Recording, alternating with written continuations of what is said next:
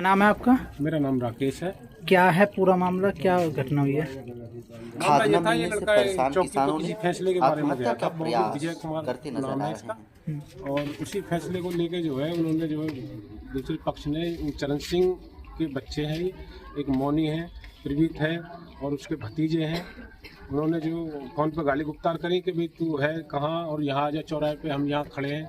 इसे ऐसा कुछ विवाद की पता नहीं थी कि क्या विवाद है। ये वहाँ चला गया, वहाँ लाठी डंडा और ये असले से जो लहज थे। अब इन्होंने आते ही जो इसकी मम्मी पे पहले बजाना शुरू करा और मम्मी के इतनी गंभीर चोट आई कि वो मृतक घोषित होगी उसी टाइम।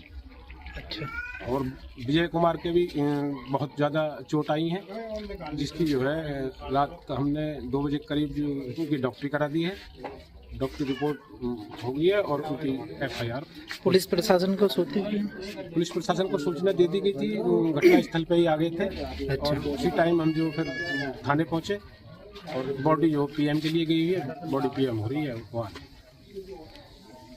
इस तरह से चोरी की वारदात को अंजाम दिया करते थे और इनसे क्या क्या बरामदगी हुई है और कब से ये इस काम को करते थे? ये स्वाट प्रभारी मोहम्मद असलम और छतारी थानाध्यक्ष जो संदीप, ये ज्वाइंट ऑपरेशन में एक तार चोरों का बहुत ही बड़ा गिरोह 7 लोग जिसमें शामिल हैं, उनको गिरफ्तार किया गया है। इसमें रहने वाले जो अपराधी हैं वो अमरोहा के हैं, कानपुर देहात के भी हैं और दिल्ली के और अपने बुलंदशहर के भी शामिल हैं। ये सब वैसे इनका जो असेंबलिंग पॉइंट है वो दिल्ली में ही था, जहाँ एक साथ हुए और इन्होंने फिर तार चोरी की घटनाएं किया। इन्होंने कई घटनाएं खुर्जा देहात में, डिबाई में और छतारी में, साथ में अलीगढ़ के छर्रा थाने में भी किया। इसके संबंध में छर्रा में भी, छतारी में और हमारे जो एंटी पावर थेफ्ट के थाना है, इस पर कई मुकदमे दर्ज हुए।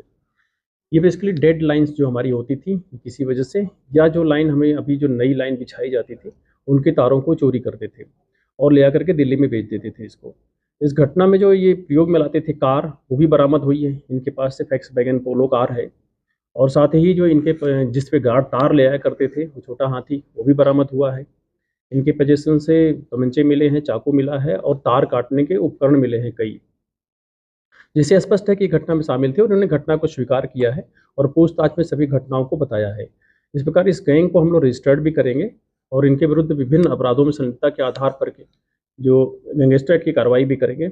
और कुछ इनसे पूछताछ के क्रम में हमें इनके टीमों में और लोग भी संलिप्त पाए गए हैं, जिसके संबंध में आगे भी हम कार्रवाई करेंगे। फिर इन लोगों से बरामदगी क्या क्या हुआ है?